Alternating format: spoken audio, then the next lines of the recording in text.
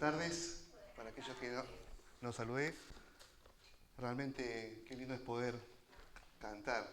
De paso, antes de comenzar, recordar que habíamos hacer una votación y salió para el 11 de octubre de este mes. El segundo sábado vamos a tener una reunión especial, una merienda, nosotros llamamos de alabanza, de adoración. La idea es que todos los chicos, grandes, jóvenes, adolescentes, nos congreguemos, cantemos al Señor, podamos tener testimonios, un salmo que vamos a estar estudiando, y bueno, y estimularnos al amor y a la amistad, que es tan importante en la iglesia, ¿no? Así que separen esa fecha, el sábado 11 de octubre, a partir de las 18 horas, ¿no? Después vamos a seguir con algunos detalles. Nos toca Hechos 11, seguimos estudiando Hechos, capítulos 11. La otra vez tuvimos visita de Brasil, nos compartía nuestro hermano, que conocí yo, un hermoso mensaje en Hechos 11. Vamos a buscar ese pasaje. A mí me va a tocar desde versículo 19 al 30. 19 al 30.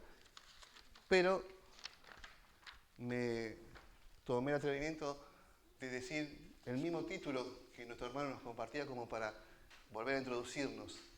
Y él decía que en este capítulo 11 tenemos el Evangelio que cruza fronteras, decíamos, ¿no? El Evangelio que no tiene fronteras. Y yo agradecía a Dios por eso, porque gracias a eso que el Evangelio no tuvo fronteras, ni se fijó en las culturas, sino que Dios dio la gracia, como dice, más allá de los judíos, a los gentiles. Vos y yo hoy estamos acá gozando de ser un hijo de Dios, porque conocimos el Evangelio, ¿no? Las buenas noticias. Pedro había tenido que explicar también lo que había sucedido sobre los gentiles en casa de Cornelio, ¿se acuerdan?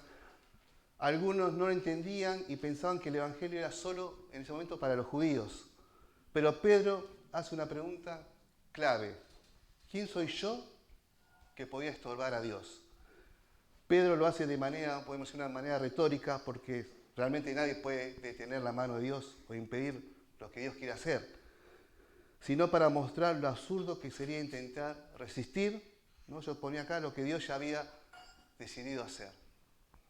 Dios es soberano y cumple sus planes, por más que nosotros no queramos, Dios cumple sus promesas y cumple sus planes. Nadie puede frenar el propósito eterno de Dios. Con esto vemos que ahí dice que todos se quedaron en silencio, reconocen la obra de Dios y terminan glorificando. Aunque a algunos todavía les costaba entender a los judíos que la gracia de Dios también iba a ser para los gentiles, que el Evangelio iba a llegar para ellos y que Él iba a conceder el mismo privilegio de descender el Espíritu Santo como a ellos allá en Pentecostés. El Evangelio abre puertas que nadie puede cerrar. El Evangelio no está limitado por tradiciones, como vimos, nacionalidades, pensamientos humanos.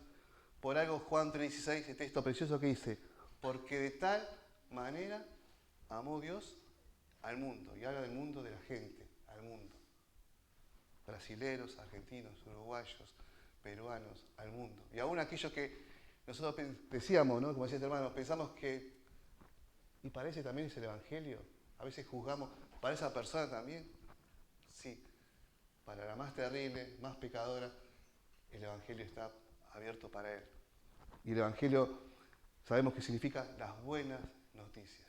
Las buenas noticias. El Evangelio es que Cristo vino a morir por nosotros. Murió, resucitó, Él dio la vida por nosotros, por cada uno de los que nosotros vemos alrededor de este mundo. Entonces Lucas nos lleva ahora a un lugar que se va a llamar, vamos a ver después, Antioquía. Esto a modo de introducción, donde esa verdad se pone en práctica. ¿Qué verdad? Llegar el Evangelio a los gentiles. A los gentiles. La primera iglesia gentil, junto con judíos.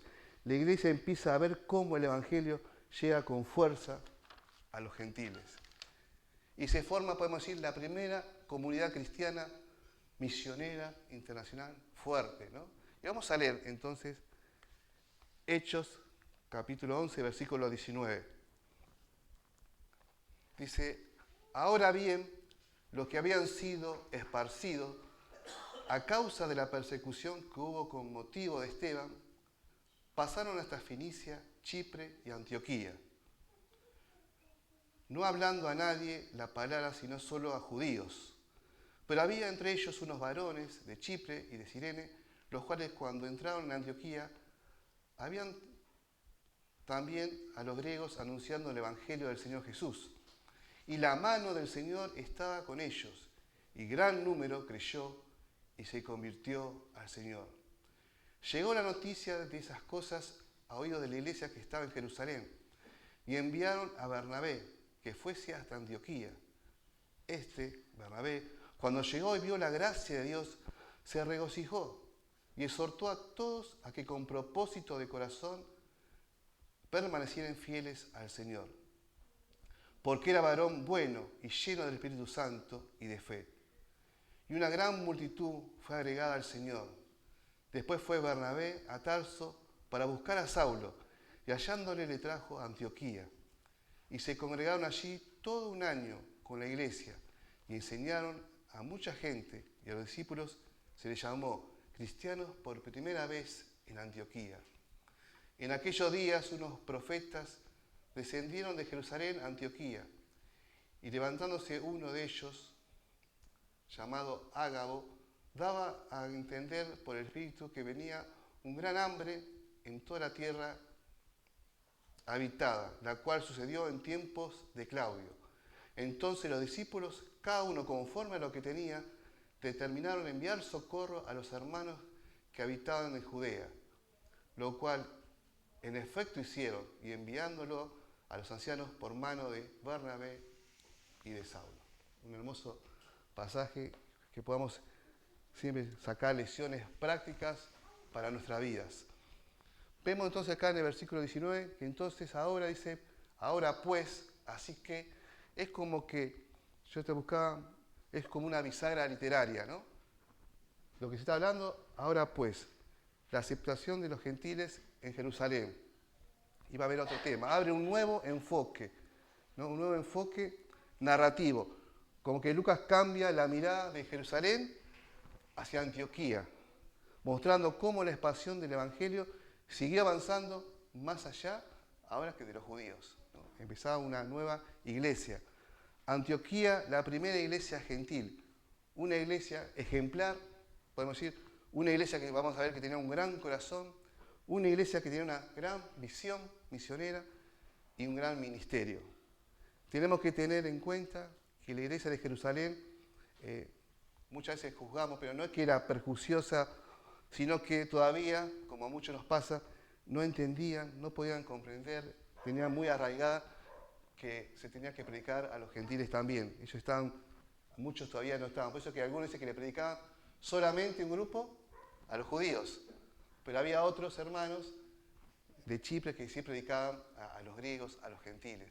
Dios estaba preparando ya el camino. Y vamos a ver algunas verdades importantes. La expansión del Evangelio, en el versículo 21, vemos los comunicadores del Evangelio. Dice que hay un grupo, como decíamos, que solo predicaba a judíos y otro, gracias a Dios, predicaba a los gentiles en Antioquía. Y Antioquía, algo, por tener un dato, era una ciudad, le llamaban la ciudad iluminada. Era una ciudad libertina, lujuriosa, nocturna, había mucho pecado, dice. Era la competencia en ese momento de la ciudad, decía, de Corintios. Era una ciudad populosa, con muchos comercios. Un lugar que ni vos ni yo diríamos, y acá vamos a fundar una iglesia. Cuando uno busca fundar una iglesia o sea algo, decimos, en este lugar, imagínense, en esta villa, en este no podemos. Pero sin embargo, ¿no? Como decíamos, Dios no mira eso, ¿no? Dios tenía preparado ese lugar maravilloso en su soberanía que iba a empezar a hacer una iglesia modelo, la iglesia de Antioquía. Muchos dirían, como decíamos, este no es un lugar adecuado para fundar una iglesia, para predicar el Evangelio. ¿Cuántas historias tenemos de hermanos que nos cuentan que a donde menos pensaba se abrió un testimonio.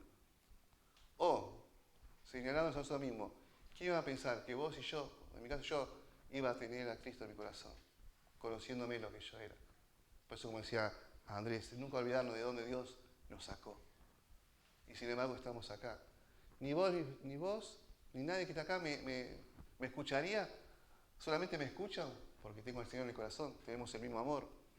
Tenemos a Cristo. Sabemos que somos pecadores, aún siendo pecadores. Cristo murió por nosotros. Tenemos la gracia de Dios.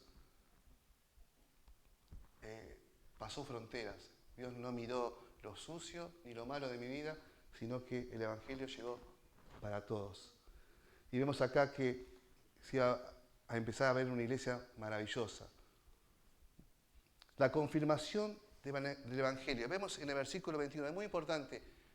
¿Cómo podemos confirmar que lo que estaba pasando era verdadero o había la bendición de Dios? Y esto me encantó. Versículo 21 del 11 dice: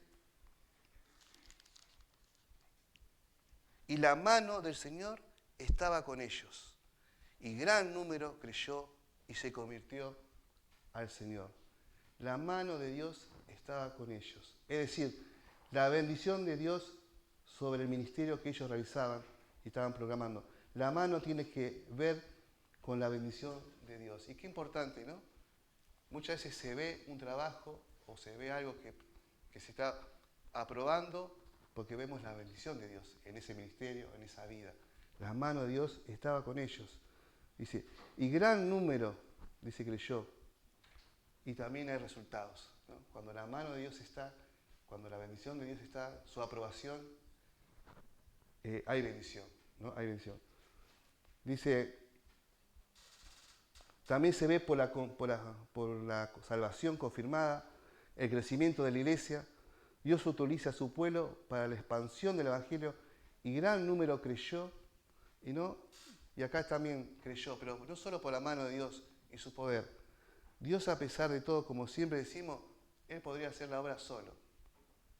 Pero justo cantamos una canción, Él no la quiere hacer solo, no sé por qué. Él nos da la gracia de usarnos.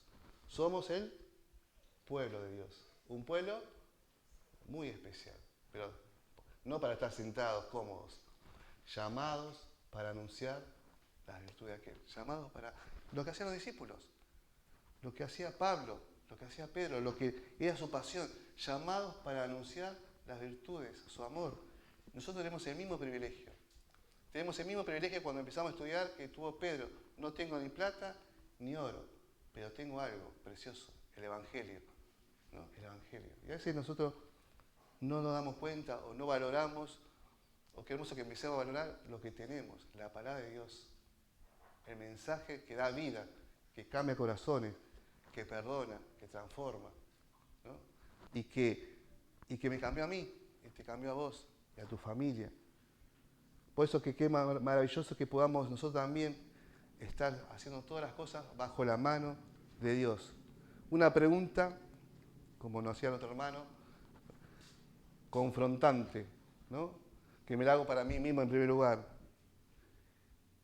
En lo que hago cada día, sea en el trabajo, en la familia, en el servicio, en mis relaciones, ¿estoy dependiendo de mi propia capacidad o estoy buscando, como dice acá, la aprobación de la buena mano de Dios? Resultado de estar con su bendición, con su mano, vemos en el versículo 21, gran número creyó y se convirtió al Señor. Hay resultados cuando estamos con Él. Estaba viendo en un libro y me puse a buscar y decía dinámica teológica de este versículo. Y ponía así, la mano del Señor igual causa. Gran número creyó y se convirtió. Efecto. La mano del Señor causa. Después los resultados vemos del efecto. Y me puse a pensar, ¿cuántas cosas vemos así? ¿Se acuerdan en la tormenta? Se viene la mano del Señor dirigiéndose con poder que se calme la tormenta, causa, efecto, al instante. La mano del Señor bendijo los alimentos y al instante 4.000, 5.000 se alimentaron. Podemos ver con Moisés, cuando libertó a su pueblo, la mano de Dios. Ellos sabían y ellos estaban siguiendo este ministerio Antioquía, pero bajo la mano y dirección de Dios. Qué importante y cómo la mano de Dios bendice. La mano del Señor en la Biblia no es algo estático, sino siempre produce un efecto visible. La mano de Dios libra, bendice, dirige, juzga, trae paz, abraza. La mano de Dios. Qué importante es eso, que podamos tener en cuenta. Versículos 22 y 23 del 11, lo volvemos a leer. Dice, llegó la noticia de estas cosas a oído de la iglesia que estaba en Jerusalén. Y enviaron a Bernabé que fuese hasta Antioquía. Cuando llegó y vio la gracia de Dios, que se regocijó y exhortó a todos los que con propósito de corazón permanecen fieles al Señor. Ahora yo me ponía a pensar, dice, me llamó la atención, siempre mi forma de estudiar o cuando leo la palabra de Dios, hay cosas que me llaman la atención, lo subrayo y me pongo a pensar en eso. Y veía que decía, cuando llegó Bernabé, se ve que lo mandaron de Jerusalén, de la iglesia, por decir, madre, habían escuchado la noticia de lo que estaba pasando en Antioquía, lo mandaron a Bernabé para que vaya a ver un hombre que vamos a ver después sus características, un hombre fiel, íntegro, justo, ¿no? Lo mandaron, y dice que cuando llegó a Antioquía, dice que viendo la gracia de Dios. Entonces yo decía, ¿cómo es? ¿Se puede ver la gracia de Dios? ¿O cómo es que vio la gracia de Dios? ¿Qué es eso que vio la gracia de Dios? Porque la gracia de Dios es invisible. Es el favor inmerecido de Dios. Es algo que no se ve. Pero sus efectos son visibles, ¿no? Sus resultados son visibles. Bernabé vio la gracia preciosa de Dios. Es decir, vio los frutos de la obra de la gracia en las personas. Él vio algo que se regocijó. ¿Qué pudo haber visto? Que había unas conversiones genuinas. Se habían convertido. Los gentiles habían comprendido el amor de Dios y se lo veía. Y había cambios. Había unidad que antes no existía entre los judíos y los gentiles. Él habrá visto quizás que estaban juntos, alabando a Dios, compartiendo. Vio alegría, transformación, vio crecimiento de la iglesia. Vio la gracia de Dios y se regocijó. Y también haciendo un paréntesis, y siempre primeramente para mí, cuando me ven, ¿no? Porque nosotros dice, la gracia de Dios no se ve, no es visible, pero dice que los efectos sí se ven. ¿Qué ven en nuestra vida, no? Qué lindo que puedan ver en nosotros la gracia de Dios en nuestra vida, ¿no? Por lo que somos, ¿no? Por cómo actuamos. Porque hay una conversión, como dice acá, genuina, unidad. No hay mayor testimonio de una iglesia de ver que los hermanos están juntos y en armonía y se aman para el mundo, ¿no? Para el mundo el mejor testimonio nosotros que podemos dar al mundo, no tanto que prediquemos bien o un montón de cosas, sino que ellos ven cómo nos amamos, cómo somos familia, cómo nos defendemos, ¿no? Eso impacta mucho. Y vemos que el resultado de ver eso, Bernabé se regocijó. Dice, Bernabé, hijo de consolación, significa hijo de consolación, y tenía un corazón sensible para discernir la obra de Dios. Se regocijó y exhortó. Yo digo, ¿no? Estaba contento y aprovechó a dar un consejo de amor, porque exhortar no significa que te da, sino cuando uno exhorta lo hace con el fin de dar crecimiento o de edificación. ¿Qué exhortó a todos? Que con propósito de corazón permanecieran fiel al Señor. Él vio algo tan hermoso en esa iglesia, en esa unidad, que le dijo, permanezcan. Porque lo importante en la obra de Dios, lo importante, ¿verdad?, es permanecer. Es lo más difícil a veces, ¿no? Empezamos algo y no permanecemos. Sobre todo el gimnasio, muchos. Eso es lo primero, ¿no? La dieta, ¿no? Pero qué importante es permanecer, ¿no? Y permanecer en el Señor. Bernabé, varón bueno, me encanta, ojalá tuviéramos así, varón bueno, íntegro, generoso, confiable, lleno del Espíritu Santo, lleno de fe. Qué varón, ¿no? Qué varón. Por algo Dios lo utilizaba. Y Pablo, sabemos que Pablo tenía otro carácter. A esto también, algo que le compartía a Daniela, que había observado. Bernabé, hijo de consolación. Se ve que era una persona llena de amor, de ánimo, de dar consuelo, de una persona más. Pablo era más confrontante, más directo. Y yo decía, en la obra de Dios se necesita un Bernabé o Bernabés, pero también se necesita un Pablo, personas que nos confronten o que nos hagan ver a veces o que de vez en cuando nos sacudan. Qué importante que Dios usa en la iglesia distinto carácter. Y eso me hace acordar como la vara y el cayado. La vara, pero el cayado te da aliento, ¿no? Te anima. Pero hace falta las dos cosas. ¿A qué voy? Que en una iglesia nosotros como iglesia nos complementamos. Eso es lo lindo. Está el que tiene un carácter así y te va a decir, y está el que te consuela. No significa que te consuela, no, hay que seguir las cosas de Dios, ¿no? Pero ustedes me entienden. Los diferentes caracteres Dios usa. Lleno del Espíritu Santo. Tenía una visión amplia, Bernabé. Confiaba en lo que Dios podía hacer más allá de lo previsible. Él confiaba, él sabía. Esto se ve en que él creyó, ¿se acuerdan? Cuando Saulo, muchos aún dudaban de él, en Hechos 9:27, él fue el que se lo presentó. ¿Se acuerdan? Con toda amabilidad, Bernabé fue, hermano, yo sé, porque tiene alguna visión, él cambió, muchos le tenían recelos todavía, él cambió, tengan confianza, y ahí estaba. Versículo 25 de 11. Después fue Bernabé a Tarso para buscar a Saulo, y hallándole le trajo a Antioquía.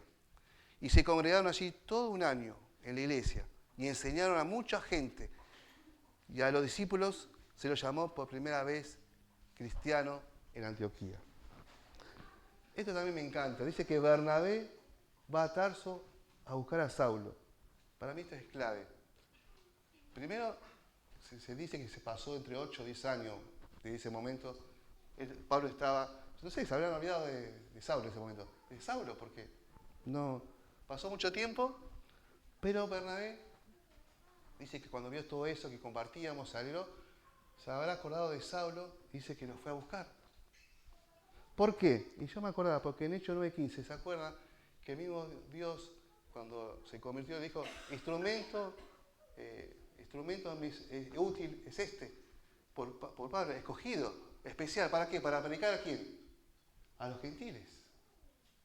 Y a mí me encantó esto de saber que Bernabé reconocía que había una persona preparada, especial, separada, para predicar a los gentiles, y más allá de los gentiles, decía para a los gobernadores y a los grandes renombres.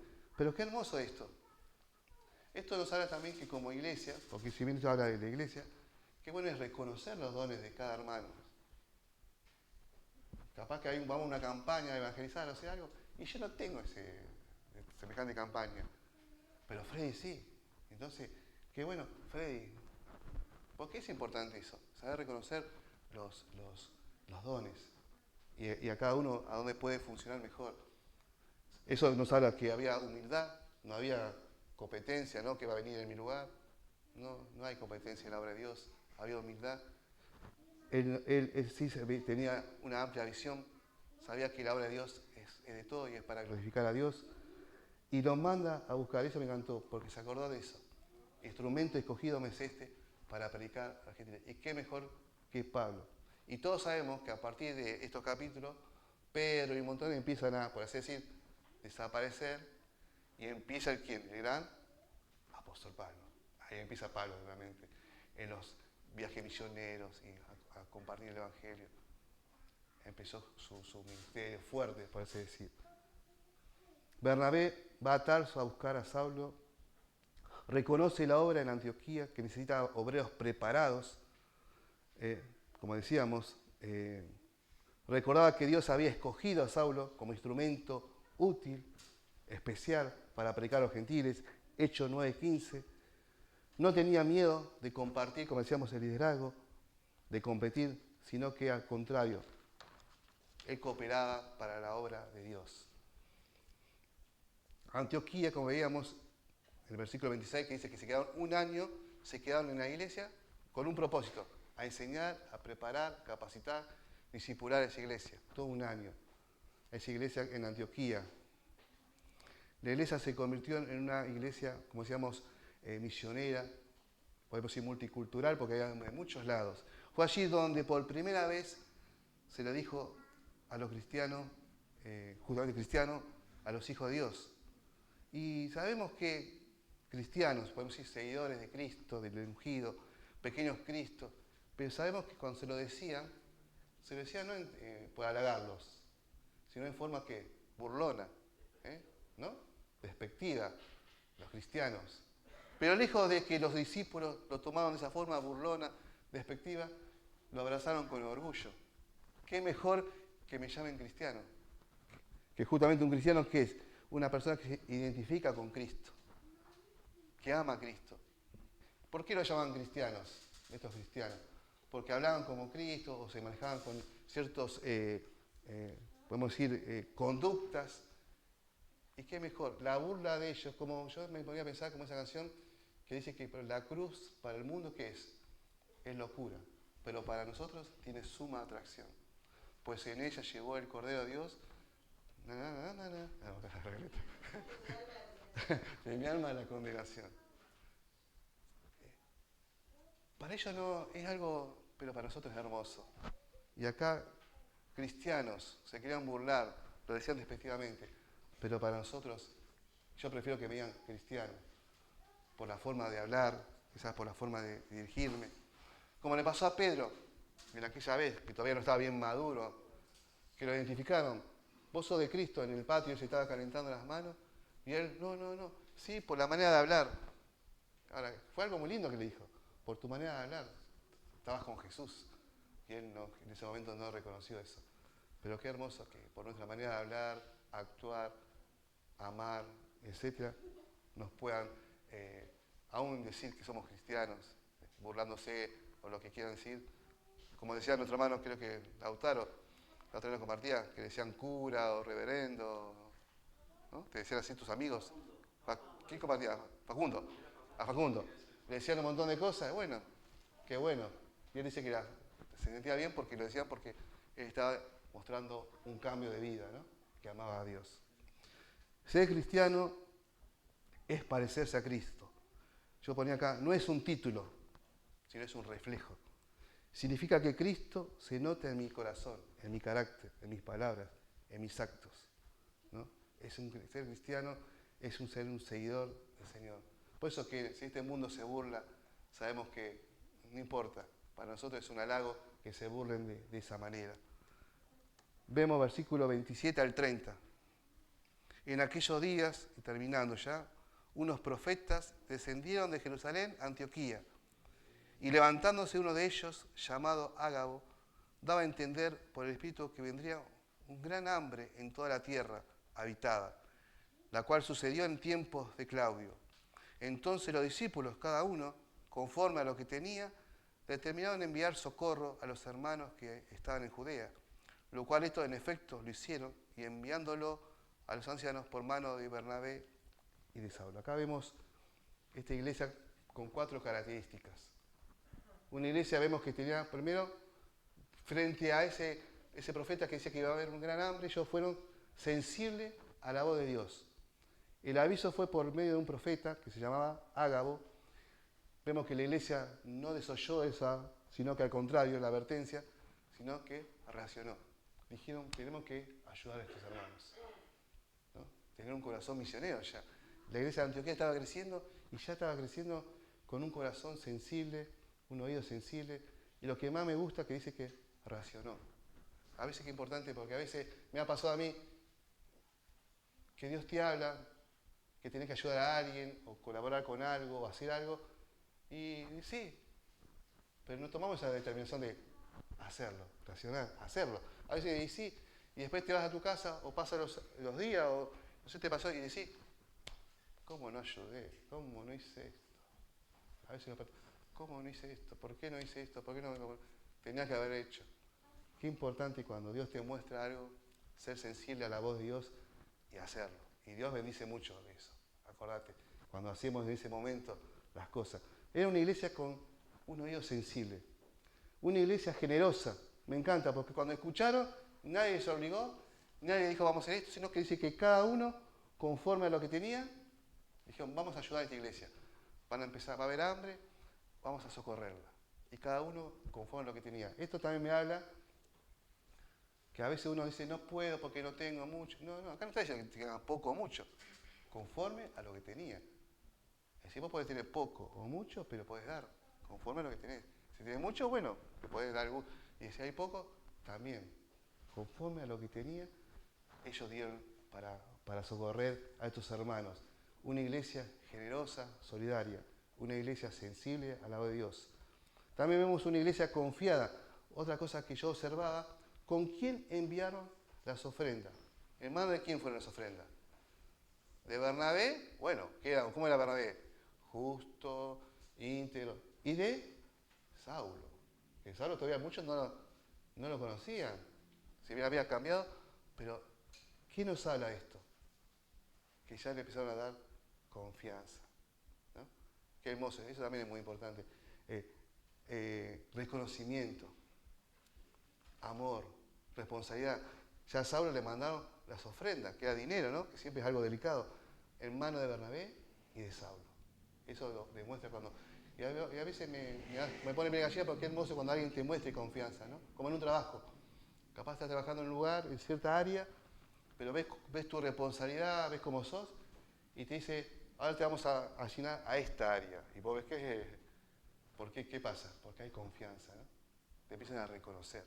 Y eso es muy importante en la obra, Saulo. Y vemos también una iglesia que me encanta, una iglesia misionera como esta, como la de Rosario, como muchas. La iglesia de Antioquía también ya empezaba a ser una iglesia misionera. Se preocupaba por los hermanos, por los hermanos. Por eso, hermanos, que en esta hermosa meditación vemos este privilegio que tenemos, los hijos de Dios. Porque si vemos todo lo que estamos viendo de Hechos, se trata que todo es por mano del Espíritu Santo, por el poder, por la mano de Dios, que Dios nos usa en su gran misericordia a nosotros, sus hijos, para llevar esta noticia, pero también quiere que nosotros podamos, como iglesia, ser sensibles a su voz, una iglesia generosa, una iglesia misionera, que podamos amarnos y que podamos realmente extender este evangelio a todo el mundo. La única forma es, no acá, sino tenemos que aprender que tenemos que justamente traspasar las culturas, ir afuera, ¿no? Afuera. ¿Se acuerdan que los judíos se espantaron de Pedro porque comían con quién? Con los pecadores. Decía, ¿cómo vas a ir con los gentiles? Y me hacía acordar a Jesús. Jesús también dice que se admiraban porque comían con los pecadores, con nosotros. No es que nosotros tenemos que juntarnos ni contagiarnos, sabemos bien separar, pero tenemos el privilegio de ir también, ¿no? Ir por todo el mundo, ir por toda nuestra ciudad y predicar el Evangelio. Y no tenemos que tener miedo, yo estoy aprendiendo, porque no es nuestra obra ni nuestra voz, sino que si vamos con la mano de Dios y con el poder del Espíritu Santo, Dios se encarga. Cuando se reúne una iglesia, un grupo, Dios se encarga de buscar esas personas que necesitan al Señor y nos usa en su gran misericordia. ¿Oramos? Padre nuestro que estás en los cielos, te damos gracias, Señor, por esta hermosa historia, pero verdadera, de que tu Evangelio, la palabra de Dios, nunca vuelve vacía, traspasa todas las fronteras. Gracias porque un día llegó acá, llegó también a nuestros corazones. Gracias porque tu Evangelio, esta buena noticia, cambia nuestras vidas, transforma las vidas, los países, las personas, las familias. Señor, realmente que podamos nosotros siempre en nuestros labios hablar de tu nombre, hablar de ti, y realmente que podamos llevar en alto tu palabra, este Evangelio, como dice, que no nos avergoncemos porque tu Evangelio es poder de Dios, Señor, para salvación. Señor, que tú cada día nos muestres, nos guíes a quien podamos hablar y podamos ser efectivos junto a ti, y que la buena mano de Dios, te rogamos que esté con nosotros, Señor, en nuestra vida, en nuestro ministerio, y que tu bendición siempre esté con nosotros, Señor. Gracias por mis hermanos presentes, que tú los bendigas, los guardes, y aquellos que no están, que también tú estés con ellos, Señor. En nombre del Señor Jesús, amén.